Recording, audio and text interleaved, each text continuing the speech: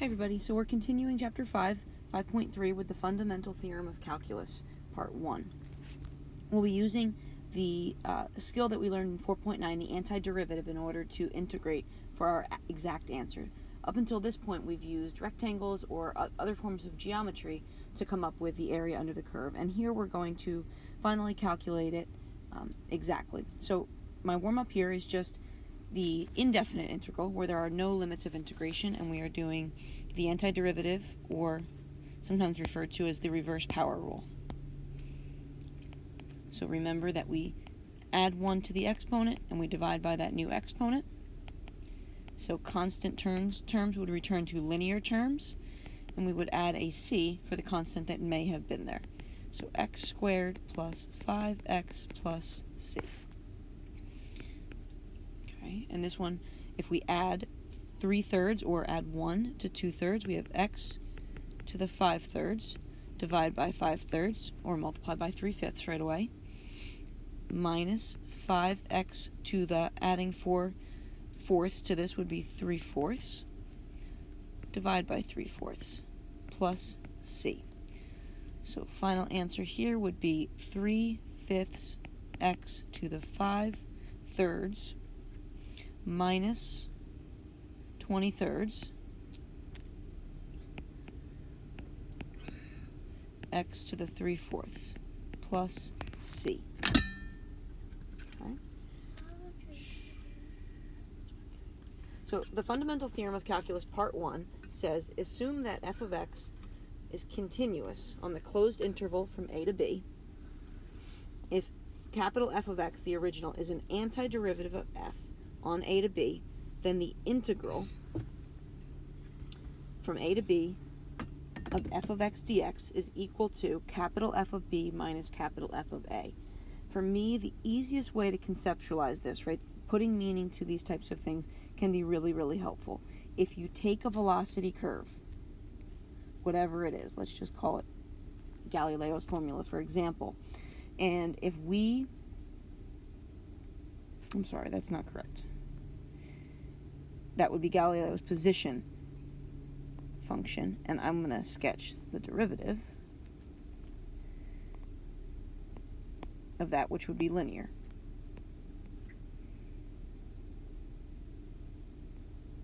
Something along those lines. If we found the area under this, and we added it all up, right, the entire time elapsed multiplied by the velocity, or the speed we are going, would give us total distance traveled.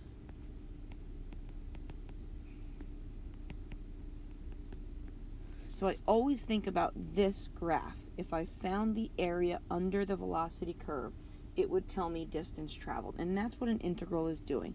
It's integrating a derivative, and in a real-world example, that would be a velocity. And it's bringing it back to a position, an original function, and we're finding how far did we go from the end point and the beginning point, right? Total distance traveled. Okay, so obviously not all these problems are put to the real-world context, but I like to always think that so I can conceptualize it. So calculate the area under the graph of f of x equals x cubed over 2 to 4. So mathematically that means create an integral from 2 to 4. The a value is the first number, the b value is the second number. Lower limit to upper limit of x cubed. We include our dx, right, because that is notation showing that this was a previously derived function.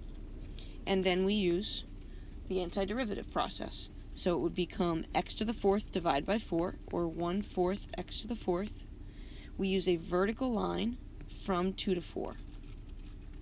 Okay, that's just notation. The next step would be to evaluate this 1/4 4 to the 4th minus 1/4 2 to the 4th,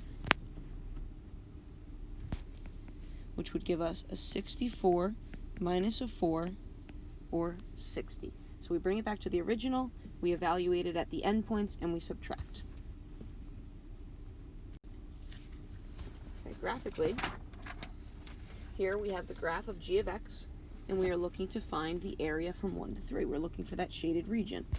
So this is our integral from 1 to 3 of x to the negative 3/4 plus 3x to the 5/3 dx. So we integrate it.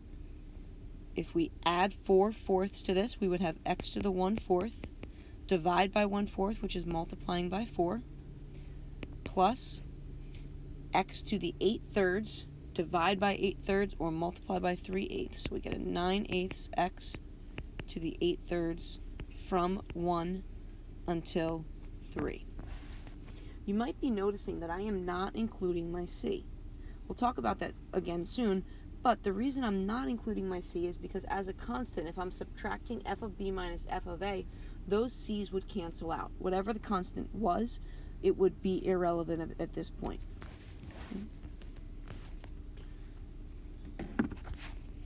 So I have 4 times 3 to the 1/4 plus 9/8 times 3 to the 8/3 minus 4 times 1 to the 1/4 plus 9/8 times 1 to the 8/3. In the calculator is totally fine, gives you an answer of 21.2.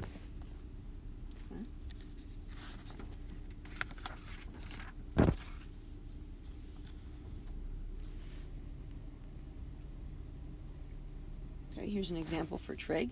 If I integrate secant squared x dx from negative pi over 4 until pi over 4, right, the integral of secant squared is tangent from negative pi over 4 to pi over 4. So tangent at pi over 4 minus tangent at negative pi over 4.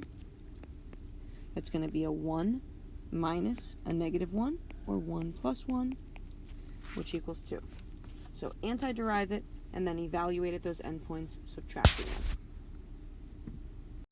I'm going to leave these two as an example problem for you to try on your own, as well as the next two trig ones.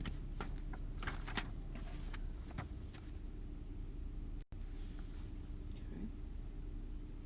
Let's look at this exponential. It has a linear chain inside of it. So as a refresher, we can see the graph, we see our limits of integration, but we have that kx plus b up there. So remember, when we antiderive those, e remains the same, and to undo what was previously done in the derivative process, we need to divide by that inner prime. Okay. So if we evaluate this in our calculators, we would get an area of 0.692.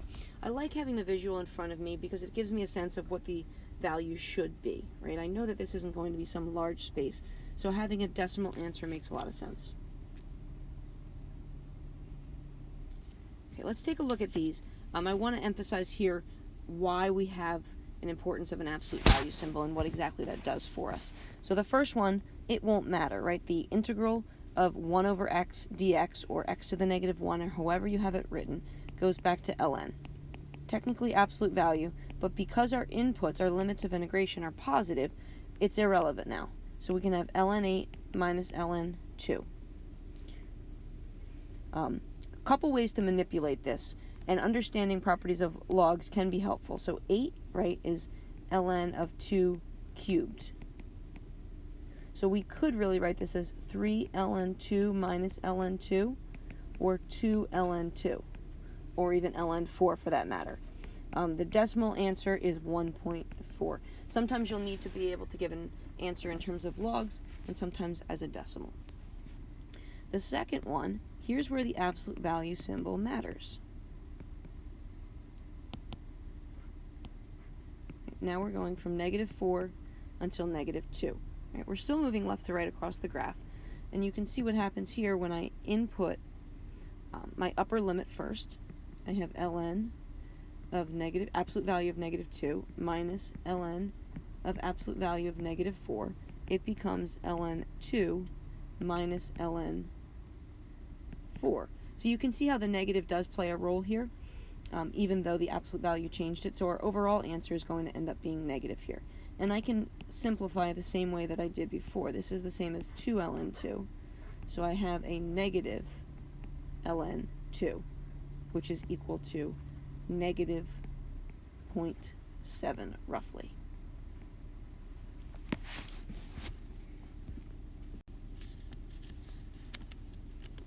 Last example appears to be a little bit more difficult, but remember that we don't have product rules, we don't have quotient rules. So we need to go ahead and simplify this before we can actually integrate it. So if I divide both terms by the t squared, right, I'm subtracting my exponents. So I'm really doing, for the first one, 10t to the 4 thirds minus 6 thirds. So I would have 10t to the negative 2 thirds minus, same idea over there with 8t to the 1 third. So it would be minus 8t to the negative 5 thirds. So I've taken what looks like a quotient and turned it into just some negative rational exponents that I can now antiderive, add 1, divide by the new. So I would have 10t to the positive 1 third, divide by a third, or multiply by 3. So 30t to the 1 third minus 8t to the negative 5 thirds. So if I add 3 thirds, I have negative 2 thirds. I'm going to write this one out. So negative 8t to the negative 2 thirds, and I'm dividing by negative 2 thirds. And in both cases, I added 3 thirds. So now if I have negative 8 divided by negative 2 thirds, I'm really multiplying by 3 halves, or negative 3 halves. And this is going to become 30t to the 1 third plus 12t to the negative 2 thirds. So if I evaluate this at 1, I just have a 30 plus 12. The exponent terms don't matter. And if I evaluate it at 8/27, it sounds very, very complicated, but let's check it out. So the cube root of 8/27, we would cube root both the numerator and the denominator, which would give me 2 thirds. And then the negative 2 thirds power on the 8/27. So the negative, let me do the side work. So the negative reciprocates this, so we really have 27/8 to the 2 thirds. We do the cube root first, so then it would be 3 halves squared, and then we square it and we get 9/4. Okay, so we can cross simplify. So we have a 20 and a 27. So 30 plus 12 is 42, minus 20 plus 27, 47. So negative 5.